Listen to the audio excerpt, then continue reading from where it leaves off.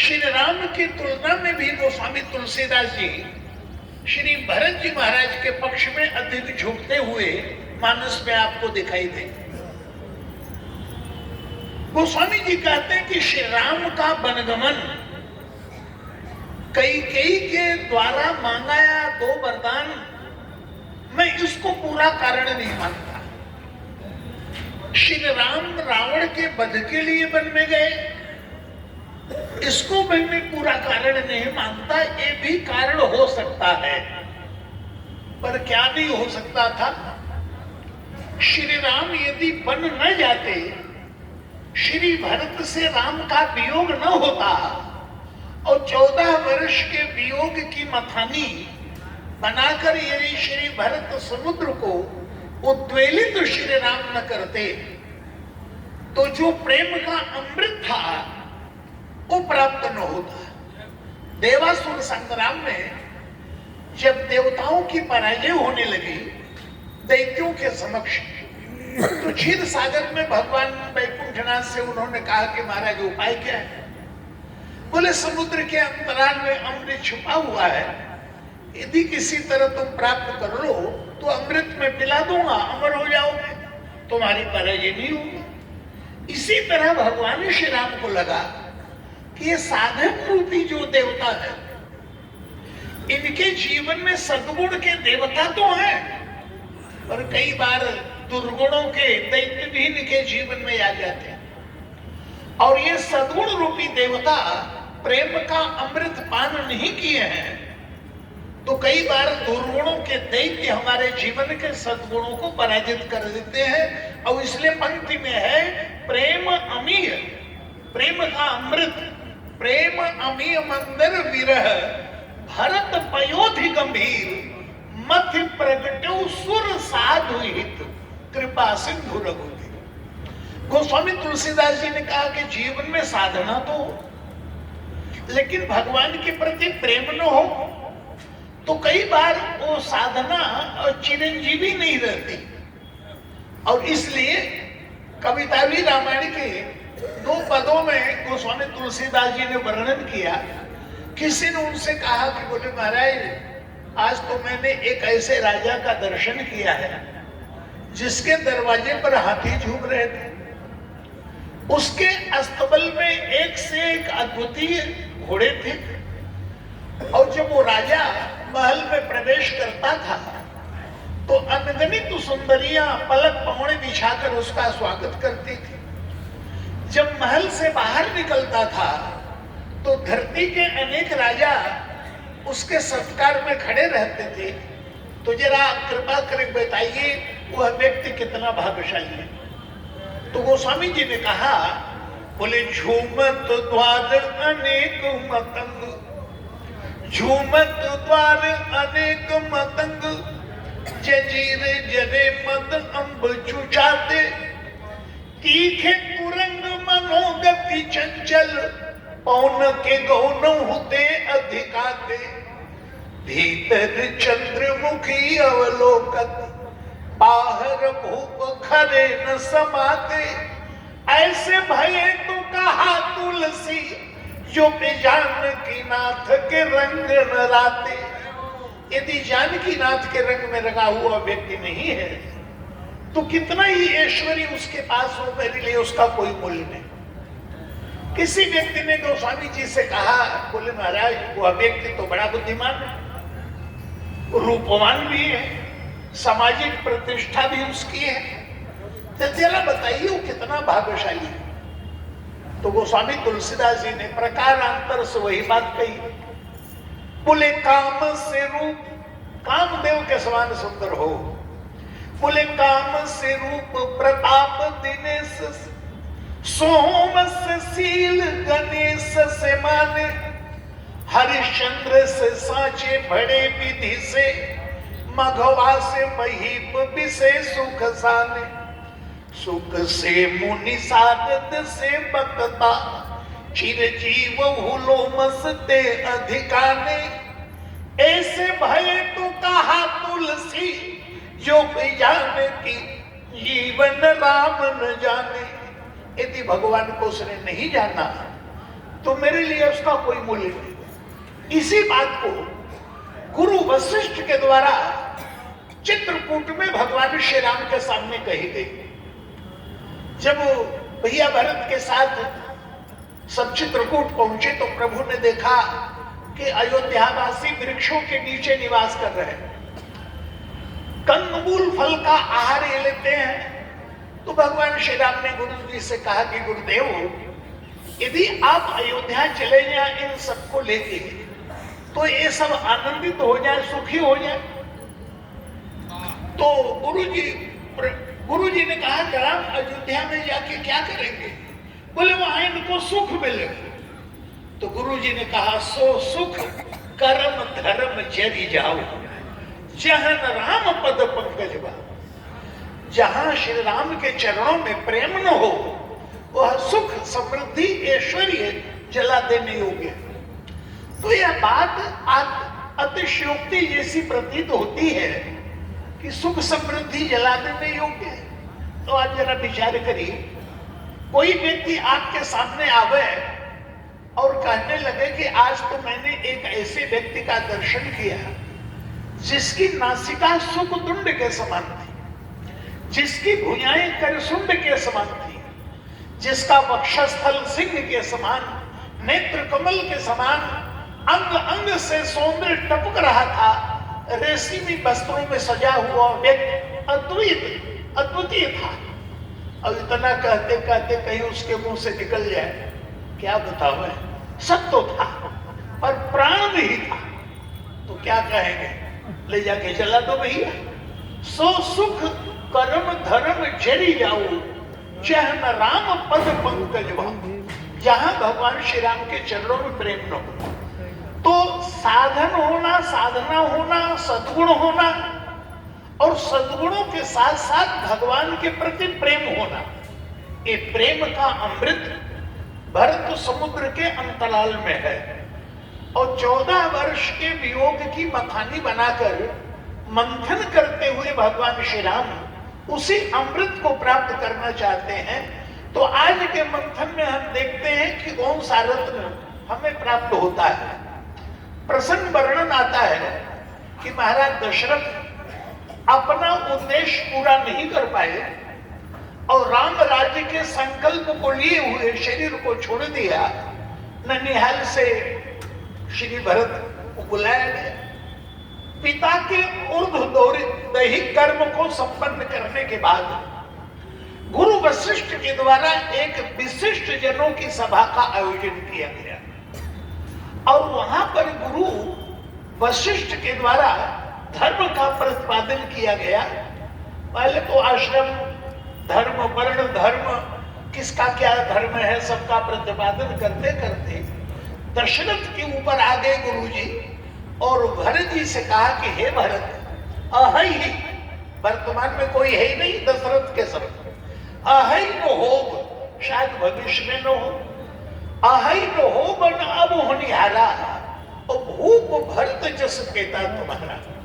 और शास्त्र कहता है कि अनुचित उचित विचार तज जे पाली पितु बहन, ते भाजन सुख सुयस के बसई अमरपुर।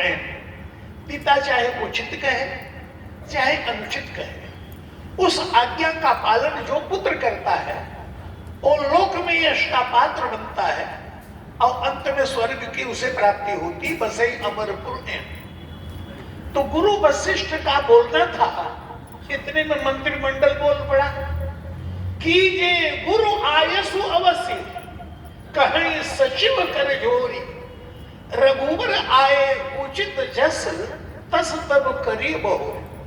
तो गुरु जी का अभिप्राय था कि हे भरत, राम के प्रति यदि तुम्हारा प्रेम है तो अभी तुम पिता की आज्ञा का पालन करने के लिए राज्य का संचालन करो, और जब राम लौट के आ जाएंगे तो सौंपे हुए राज राम के आए तो इधर पिता की आज्ञा का पालन हो जाएगा और उधर राम के प्रति प्रेम जो है उसका भी निर्वाह हो जाएगा।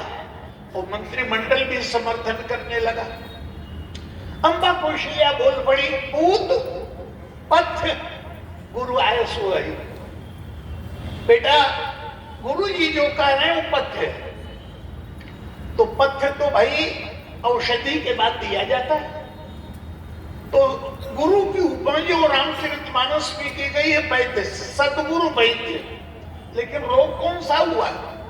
बोले राम वियोग कुरोग विगोए। राम के वियोग का कुरोग हुआ है और गुरु जी जो औषधि दे रहे हैं स्वीकार कर लो। तो वैद्य औषधि देता है तो पथ्य तो मां देती है। तो मैं मां हूं, मैं कह रही हूं पूत पथ्य गुरु आयस हुआ है। श्री भरत जी सभा में खड़े हो गए और जैसे ही भरत जी खड़े हुए उनके व्यक्तित्व से रत्न प्रकट होना शुरू हो गए। किसी ने गोस्वामी जी से पूछ दिया, बोले महाराज भरत को धर्मात्मा कहा है। गोस्वामी जी ने कहा कि यदि भरत को केवल धर्मात्मा कहा तब तो तुमने बड़ा छोटा बना दिया। तो धर्म है क्या? धर्म वो है जो समाज को धारण करता है। धारणात धर्म इत्यादि। तो धर्म वो है जो समाज को धारण करता है।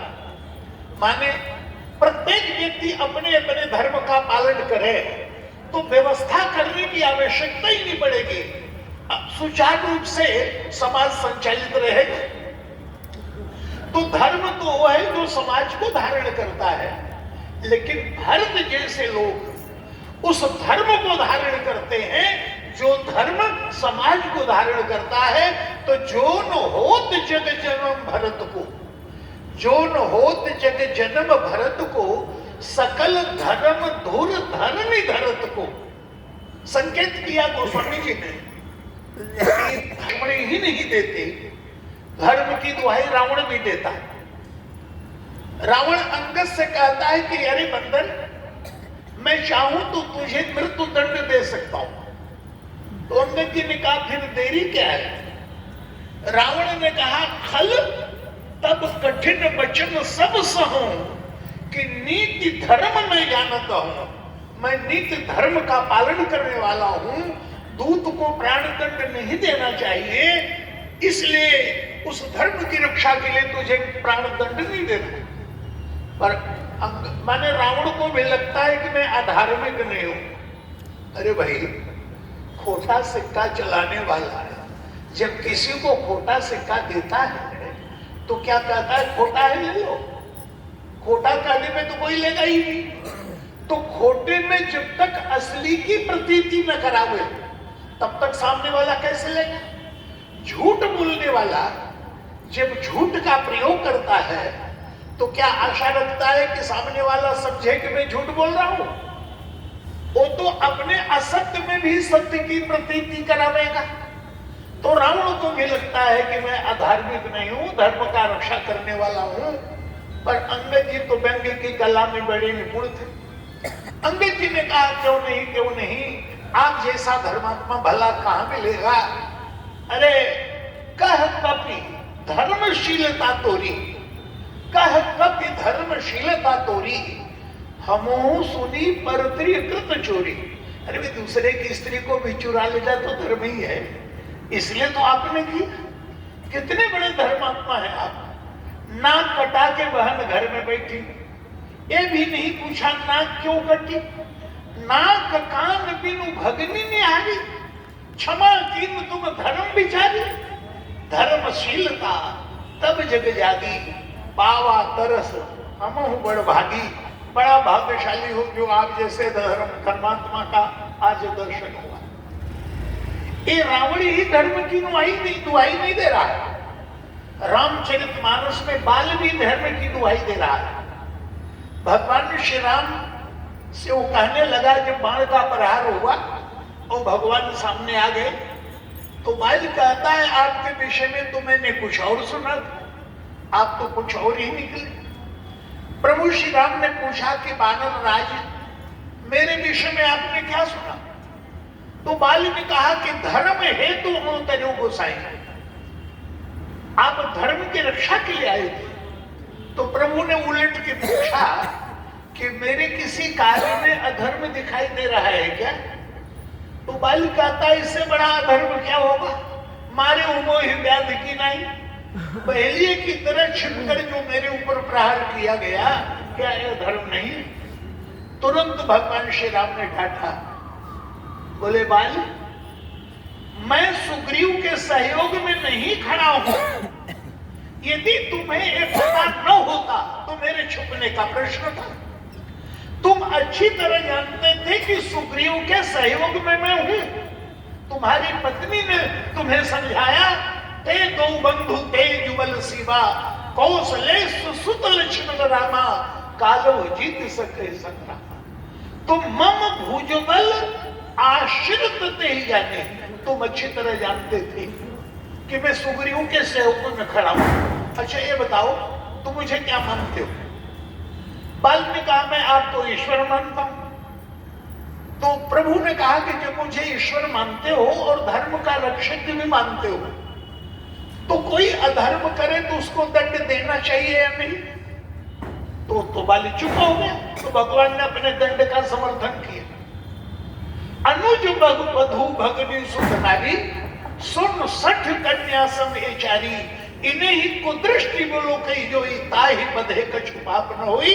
बाल धर्म की दुहाई दे रहा था, अब कह रहा है, सुनो राम स्वामी सन, चल न चातुरी मोरी।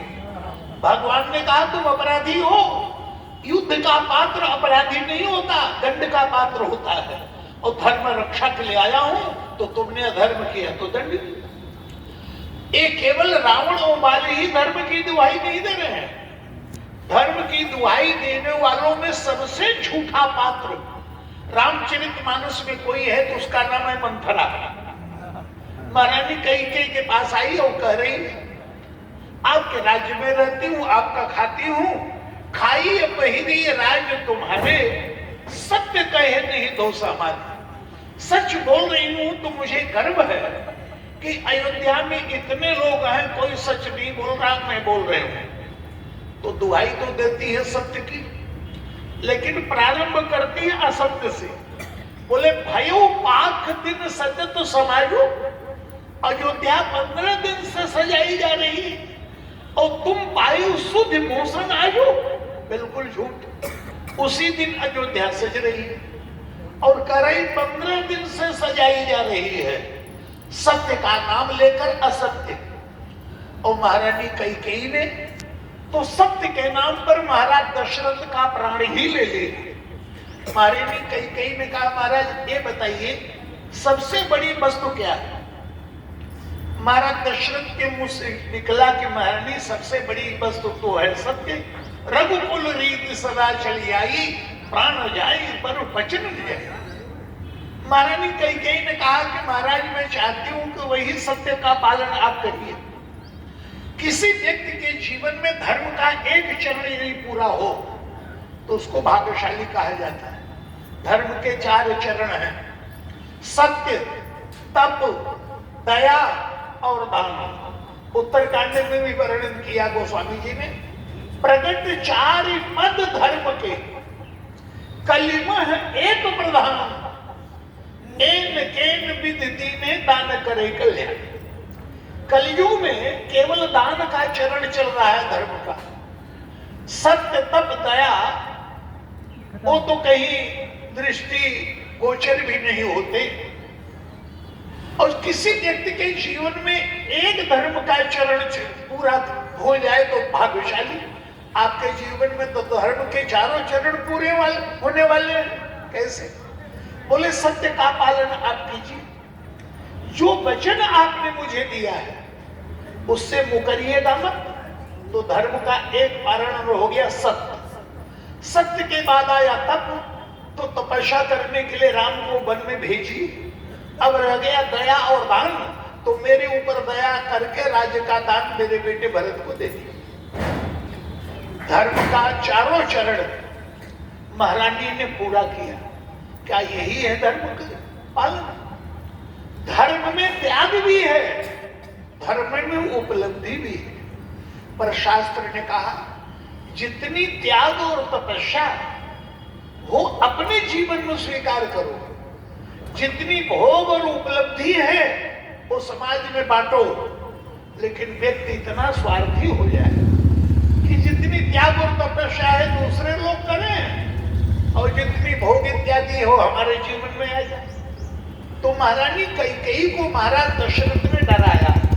बोले रानी, राम यदि वन चले गए तो मेरा प्राण चला जाएगा। वो इसलिए डराया कि कौन सी ऐसी स्त्री है जो कहे कि मेरा सुहाग उजड़ जाए, और यदि मैं डरा दूंगा तो शायद ये बचन अपने वापस ले लें, और इसलिए बात कही कि राम बन गए तो मेरा प्राण चला जाएगा। और महारानी कह रही कि आप कह रहे हैं राम बन गए तो आपका प्राण जाएगा, और मैं कह रही हूं हो तो प्राप्त मुनि वेशधारी, जो न राम बन जाए मोर मरण, मेरा प्राण जाएगा। मोर मरण मेरी मृत्यु होगी। तो मानो महाराज दशरथ ने पूछा फिर दोनों में किसकी मृत्यु हो? तो महारानी घुमा फिरा के क्या बोली? बोले महाराज मेरी मृत्यु में हानि है और आपकी मृत्यु में लाभ है। मानो राम बन नहीं गए और मेरी मृत्यु हो गई, तो लोग यही कहेंगे दशरथ ने वचन दिया था पूरा नहीं किया, बेचारी कई मर गई। और कहीं राम बन गए वो प्राण आपका चला गया, तो लोग कहेंगे धन्य हो दशरथ, अपने वचन के लिए प्राण दिया, इसका मतलब आपकी मौत में ज्यादा फायदा है, इसलिए आप ही मरिए। धर्म के साथ इस प्रकार का घात महारानी कैकेयी धर्म का। मैंने कहा कि हमारे गुरु जी कहते थे कि धर्म को लेकर जितनी बड़ी समस्या समाज में खड़ी हुई उतनी अन्य चीजों को लेकर के नहीं हुई। धर्म के नाम पर महाभारत में द्रौपदी नंगी की जा रही है। दुर्योधन ने कहा जुए में मैं नहीं जीता है, और जुए में जीती हुई वस्तु के ऊपर मेरा पूरा अधिकार है, मैं कैसे उपयोग करूं? द्रौपदी ने प्रश्न खड़ा किया है। द्रौपदी ने भीष्म पितामह के समक्ष प्रस्ताव रख दिया कि महाराज युधिष्ठिर जब पहले ही अपने आप को हार गए तो मुझे हारने का उनको क्या अधिकार है? इस प्रश्न को सुनकर पूरा सन्नाटा, भीष्म पितामह भी नहीं बोल पाए। उनको लगा कि शायद दुर्योधन को इस प्रकार का अधिकार हो, बुद्धि निर्णय नहीं कर पा रही है। तो धर्म की परिभाषा क्या है? धर्म किसे का है? तो युधिष्ठिर ने महाभारत में कहा है वेद जिसे कहे उसे धर्म मानो। गीता में भी है तस्मा शास्त्र प्रमाणन्ते कार्य अकार्य व्यवस्थित। धर्म अधर्म का निर्णय शास्त्र के द्वारा होना चाहिए। तो जब युधिष्ठिर कहते हैं कि धर्म का निर्णय वेद के माध्यम से होना चाहिए, तो वेद तो एक नहीं चार है, और चारों वेद अलग अलग कहें तो किसकी माने किसकी ना माने? तो कहा वेदों की व्याख्या स्मृतियों ने की, स्मृतियां जो कहें उसे सत्य मानो। अब और बड़ी समस्या, स्मृति एक नहीं 18 है, और प्रत्येक स्मृतियां अलग अलग दिशा में व्यक्ति को प्रेरित करती हैं, तो किसकी माने किसकी ना माने? तो बोले स्मृतियों की व्याख्या मननशील मुनियों ने की, उसे धर्म मानो। और बड़ी विडंबना कि मुनि हजारों हैं और एक मुनि की बात दूसरे मुनि की बात से मेल नहीं खाती। तो सूत्र भी भिन्न है, स्मृति भिन्न है, सूत्र भी भिन्न है, स्मृति से भिन्न है। नैको मनुष्य वचन प्रमाणम, तो धर्म है कहां? बोले धर्मस्य तत्वम निहतम गुहायाम महाजनो एन गता। किसी एक महापुरुष का अनुकरण करते हुए धर्म रहस्यमयी गुफा में छुपा हुआ है, किसी एक महापुरुष का अनुगमन करते हुए उस रहस्यमयी गुफा पर हमें पहुंचना है। अब ये दो महापुरुष हैं, जरा देख लीजिए। एक महापुरुष है गुरु वशिष्ठ और दूसरे महापुरुष है श्री भरत। गुरु जी कह रहे हैं राज्य ले लो धर्म, और श्री भरत जी कह रहे हैं कि राज्य में ले लूंगा तो इससे बड़ा अधर्म तो कुछ हो गई नहीं। तो दोनों में सत्य कौन है? तो प्रसंग आता है कि भरत जी के आग्रह के समक्ष गुरु वशिष्ठ को झुकना पड़ा, लेकिन इसमें मैं दोनों की महानता मानूंगा कि गुरु वशिष्ठ भी महान है और भरत जी भी महान है। श्री भरत में गुरु वशिष्ठ से अधिक योग्यता है, लेकिन अधिक योग्यता होने के बाद भी गुरु के प्रति कहीं अनादर नहीं। और गुरु इसलिए महान है कि चेले को अपने से योग्य देख रहा है, तो सीखने में संकोच का अनुभव भी नहीं किया। तो जब भरत जी ने कहा कि आप लोग मुझे राज्य दे रहे हैं, एक तो छोटा सा पद है, मैं बड़े पद का अधिकारी हूं, छोटा पद मुझे नहीं चाहिए। तो वो कौन सा पद है? बोले आपन दारुण दीनता सब ही कहूं समझाए, देखे बिन रघुवीर पद। ये अयोध्या का पद नहीं चाहिए, रघुवीर पद चाहिए। देखे बिन रघुवीर पद, जिय की जन्म न जाए। जब भरत जी ने बात कही तो सब लोग श्री भरत के पक्ष में आ गए कि हाँ हाँ ठीक है, प्रातः काल चले हो प्रभु पाए, निर्णय हो गए। अब गुरु जी को चिंता हो गई कि राम धर्म और मर्यादा का पालन करने के लिए वन में गए, भरत प्रेम लेकर जा रहे हैं। तो भरत के प्रेम के आगे राम कहीं धर्म को छोड़कर चले तो नहीं आएंगे, क्योंकि गुरु की यही इच्छा है कि राम वन में रहे ताकि देवताओं का कार्य संपन्न हो। पर मुझे तो लगता है कि भरत काम बिगाड़ देंगे। तो गुरु जी को आशा की एक किरण दिखाई थी। क्या? आखिर राम मुझसे पूछेंगे कि गुरु जी आपकी क्या क्या है, तो भाई मैं तो धर्म का पक्ष लूं। तो जब राम तराजू पर तोलेंगे तो प्रेम के रूप में एक तरफ तो भरत होंगे और दूसरी तरफ धर्म के रूप में गुरु होगा। तो जो वस्तु भारी होती उसे कहते गुरु, और जो वस्तु हल्की होती उसे कहते लघु। तो गुरु तो मैं ही हूं, ये तो लघु भाई है, कोई बाजी थोड़ी मार के ले जाए। लेकिन आगे चल करके क्रम बदल गया। जो गुरु था वो हल्का दिखाई देने लगा और जो लघु था वो भारी दिखाई देने लगा। श्री भरद्वाज जी के आश्रम में प्रयाग का दृश्य आप देखिए। जब श्री भरत का आगमन हुआ और प्रयाग में, तो भरत जी को गुरु जी ने निमंत्रण दे दिया। भरद्वाज जी ने जब निमंत्रण तो दे दिया, लेकिन बाद में बड़ा संकोच हो गया। क्या?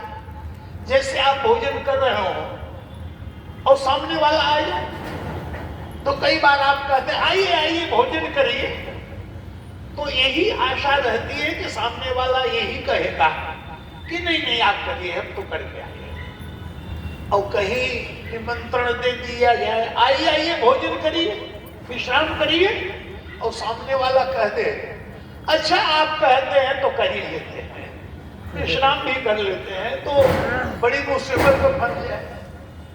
कौन पीट रहा है ऊपर? मेरे टाइम पे ही अंदर है, बंदा अंदर है।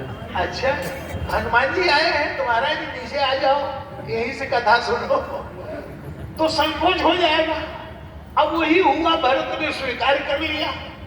तो मुनि ही सोच पाहुन बड़ न्योता, और तस पूजा जैसे चाहिए देवता। भाई जैसा देवता हो पूजा उसके समान हो। राम तो वनवासी रूप में आए थे, तो कंदमूल फल आहार हमने दे दी। भरत तो कोई वनवासी है नहीं, तो राजकुमार है, तो इनके अनुकूल ही तो व्यवस्था होनी चाहिए। तो मुनि की चिंता देखकर सिद्धियां प्रकट हो गई महात्मा जी। और उस समय क्या आज्ञा है? तो गुरु जी ने कहा राम विरह व्याकुल भरत, सानुज सहित समाज, पहुनाई कर हरहु श्रम, कहा मुदित मुने राज। मार्ग से चल के आए हैं, थके हुए हैं, राम के विरह में व्यथित हैं, पहुनाई करके सारे समाज की और भरत की थकान दूर करो। तो सिद्धियां आपस में चर्चा करने लगी। क्या? अरे भरत के बड़े भाई आए राम, तो गुरु जी ने हम लोगों को नहीं बुलाया, अपने आप ही सेवा कर दी। और राम के छोटे भाई आए हैं भरत, तो सेवा नहीं कर पा रहे हैं। हम लोगों का सहारा ले रहे हैं। तो आपस में चर्चा करते हैं, बोले कहीं सकल सब सिद्धि समुदाय और अतुलित अतिथि राम लघु भाई। है तो लघु भाई लेकिन अतुलित है, माने राम को तराजू पर तोला जा सकता है, पर भरत को तोलना बड़ा कठिन है। पर भगवान श्री राम की तरह गुरु भरत समुद्र के मंथन में भाग नहीं लेना चाहते, भरत समुद्र को पार करना चाहते। तो गोस्वामी जी ने कहा जितनी बार पार करने का प्रयास किया तो गुरु जी की वही दशा हुई जैसे कोई अबला अकेली जंगल में खड़ी हो और संध्या का समय हो और पार जाना चाहती हो, लेकिन न तो नौका है न कोई सहयोगी है। बियावान जंगल में समुद्र के तट पर अकेली उस महिला की जो दशा होती, भरत समुद्र को पार करने में गुरु वशिष्ठ की बुद्धि की वही दशा होती है। और गोस्वामी जी ने लिखा, बोले भरत महा महिमा जल राशि और मुनिमति ठाढ़ तीर अबलासी गाछ पार जतन ही हेरा पावत नाव न मोहित बेरा। गुरु जी की बुद्धि असमर्थ हो जाती है। भगवान श्री राम ने मुस्कुरा के मन ही मन में कहा, गुरु जी मैं मंथन में भाग ले रहा हूं, आप भी सहयोग कीजिए। आप तो समुद्र को पार करना चाहते हैं, लेकिन आज तक कोई समुद्र को पार कर नहीं पाया। 63 महासिंधु बिनु तरिन पैरी पार चाहे। ये एक ही जगह चित्रकूट में गुरु वशिष्ठ भरत से पूछते हैं, भरत राम को लौटाने तो तुम आए हो, लेकिन किस शास्त्र का प्रमाण देकर कहोगे कि धर्म को छोड़ो, अयोध्या चलो? क्योंकि तुम्हें पता है राम कौन है। बोले सत्य संघ पालक श्रुत सेतु और राम जन्म जग मंगल हेतु गुरु पितु मातु बचन अनुहारी खल दल दलन देव हितकारी। ऐसे धर्म का पालन करने वाले राम को किस शास्त्र का उदाहरण देके कहोगे कि चलो अयोध्या? वहां श्री भरत ने ऐसी बात कही कि गुरुजी पूरी तरह से भरत के वशीभूत हो। श्री भरत ने कहा, गुरुजी मैं अभागा तो हूं, लेकिन कितना बड़ा अभागा हूं वो तो मुझे आज पता चला। क्योंकि आज तक हमारे वंश में जब भी कोई विडंबना खड़ी हुई तो उसका समाधान गुरुजी ने बताया, लेकिन ये भरत पहला अभागा है कि चेले को उपाय न बताकर चेले से उपाय पूछ रहा है। पूछ मोहि उपाऊ। अब गुरुजी जब आपके पास मौका था तब तो आपने पूछा नहीं, अब समय निकल गया तो उपाय पूछ रहे। गुरुजी ने कहा, भरत मेरे पास कब उपाय था? भरत ने कहा, गुरुजी आपके पास उपाय उस समय था जब मेरी मां ने 2 वरदान मांगा। तो पहले वरदान में मुझे राज्य मांगा गया है, दूसरे वरदान में राम को बन दिया गया है। और उस समय आपको आगे आना चाहिए था, पिताजी तो अस्वस्थ हो गए। उस समय कहना चाहिए था कि कई वरदान मिलेगा, पर जिस क्रम से मांगा है उसी क्रम से मिलेगा। तुमने भरत को राज्य पहले मांगा है तो ननिहाल से भरत बुलाया जाएगा, गद्दी पर बैठाया जाएगा, उसके बाद राम बन जाएंगे। गुरुजी आपने तो पहले बुलाया नहीं और पूछे मोहि उपाऊ। अब सो सब मोर अभागे मेरा दुर्भाग्य है, सुन स्नेह में बचन गुरु गुरु उमगा अनुराग। यदि उस समय बुलाकर आप मुझे राजा बना देते तो किसकी मजाल थी जो मेरे प्रभु को वन में भेजता? उपाय अब पूछ रहे हैं। अब पूरी तरह से गुरुजी भरत के बसीभूत, जिसका विरोध करने आए थे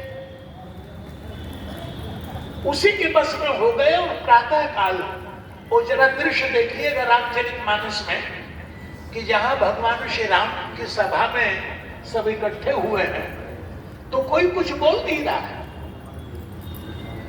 जब कोई कुछ नहीं बोल रहा है तो भगवान श्री राम ने कहा, मौन भंग किया, गुरुजी मेरे लिए क्या क्या है? अब गुरुजी कहना चाहते हैं अपनी बात लेकिन कह नहीं पा रहे हैं, तो क्या बोले? बोले मोरे जान भरत रुचि राखी, ये जो कहे सो शिव शिव साखी। मेरे विचार से भरत की बात रखने में फायदा है। जो ये कहे मैं शिव की साक्षी दे के कहता हूं वो ठीक ही होगा। भगवान श्री राम मुस्कुराए।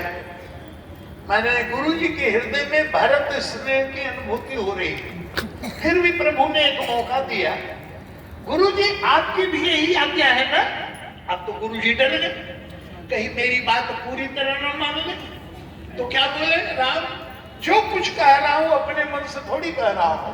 तो बोले ते ही ते कहूं बहोरी बहोरी, और भरत भगति बस भई मति मोरी।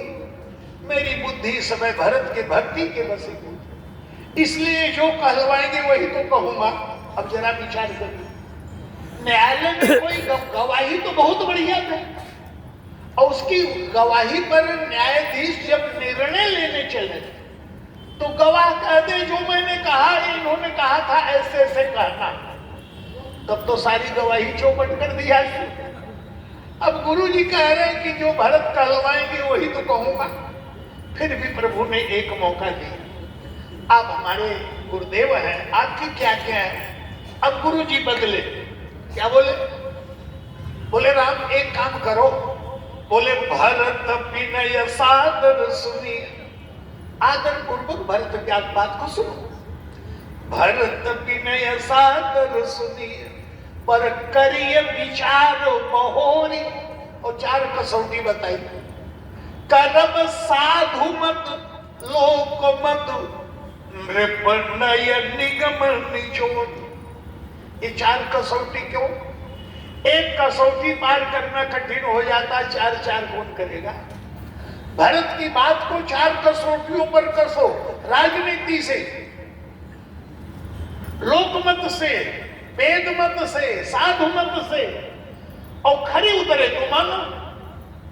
भगवान मुस्कुराए कि गुरुजी भरत की बात तो कसौटियों पर उतरेगी। और वैसे देखा जाए तो 4 कसौटियां बड़ी कठिन है, क्योंकि साधुमत और लोकमत में बड़ा अंतर है। साधुमत वो है जो कभी नहीं बदलता, सदा एक सा रहता है, और लोकमत वो है जो रोज बदलता।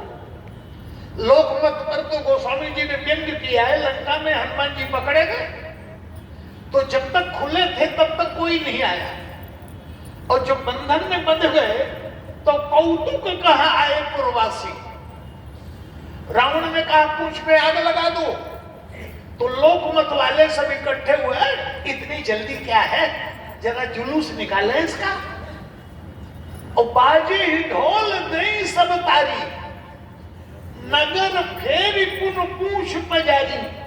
और मारे चरण करें वो हंसी, हंसी उड़ाई जा रही है, हनुमान जी बंधे हैं, ढोल बजाया जा रहा है, नगर घुमाया जा रहा है। हनुमान जी ने जब लंका जलाना शुरू कर दिया तो क्या बोले, हम तो कहा ये कभी नहीं होई, बानर रूप धरे सुर कोई। तो बहुत बड़ा देवता है, हम तो पहले ही जानते थे। लोकमत वाले कब देवता बनाए कब लात मारे, कोई भरोसा नहीं। लोकमत रोज बदलता है और साधुमत कभी नहीं बदलता। इसी तरह राजनीति, वेद नीति, वेद नीति अनंत जीवन का लाभ देखती है, राजनीति तत्काल लाभ देखती है। राजनीति में कोई नेता की मृत्यु हो जाए तो बोले अभी जल्दी मत फूको इसको, बर्फ की सिल्ली पर रखो, एक आध 2 दिन इसका दर्शन करने लोग आवे। अबे डाला के मर गया, किस काम का? मरने के बाद भी मुर्दे से लाभ लेना और राजनीति है। लेकिन वेद नीति अनंत जीवन का लाभ देखती है। तो गुरु जी की बात चारों कसौटियों पर भगवान मुस्कुराए और बोलना शुरू किया। जरा देखना एकाग्र होकर। बोले भरत, राख्यऊ राय सत्य मोहि त्यागी, तन परिहरऊ प्रेम प्रण लागी। मेरे पिताजी इतने बड़े धर्मात्मा थे कि धर्म के कारण राम जैसे बेटे का त्याग कर दिया, और राम से इतना प्रेम करते थे कि मेरे लिए प्राण का परित्याग कर दी। तो जिस पिता ने धर्म और प्रेम दोनों की रक्षा की हो, बोले तासु बचन मेटत अति सोचू, ऐसे पिता के वचन को मान के वन में आया हूं।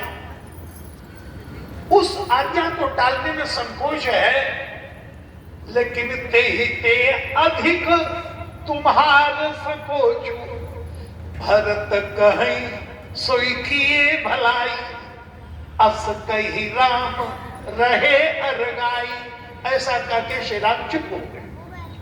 तो प्रारंभ में तो गुरु जी को अच्छा लगा, समय ज्यादा हो रहा है, बंद कर दो। बोलो भक्तवत्सल भगवान की।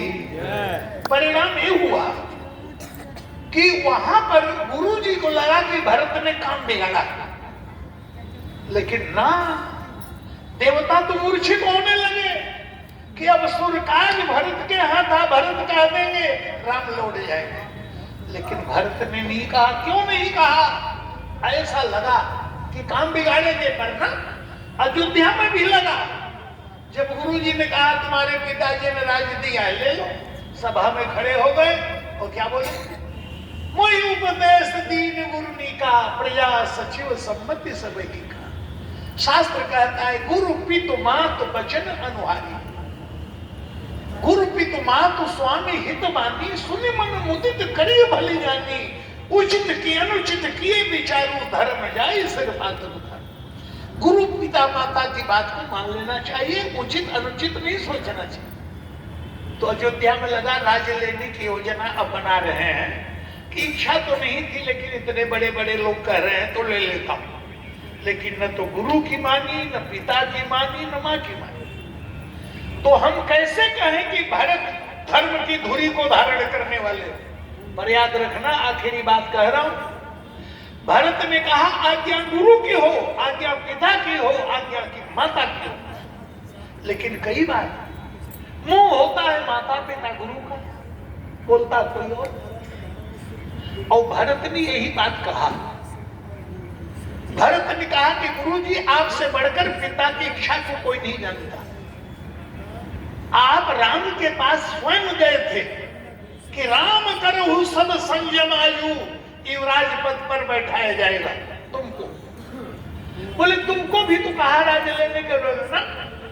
मुझे राज्य लेने के लिए पिताजी नहीं कहा, कहलवाया गया। जैसे कोई किसी के पीछे छुरा लगा दे और बोले ओ बोलो जो हम बोलते हैं, तो सामने वाला अपने मन से बोल रहा है कि जो पीछे बुलवाया जा रहा है वो बोल रहा है।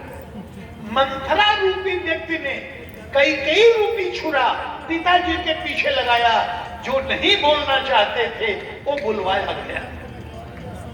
पिताजी की आज्ञा वो थी जो उन्होंने सभा में राम को राजा बनने की बात कही थी, आपको नियम पालन करने के लिए महल में भेजा गया था, वो पिताजी की आज्ञा थी। तो आज मैं इस आज्ञा को मानकर राज्य ले लूं तो ये पिता की आज्ञा नहीं, बल्कि मंथरा और कैकेयी के षड्यंत्र की विजय होगी।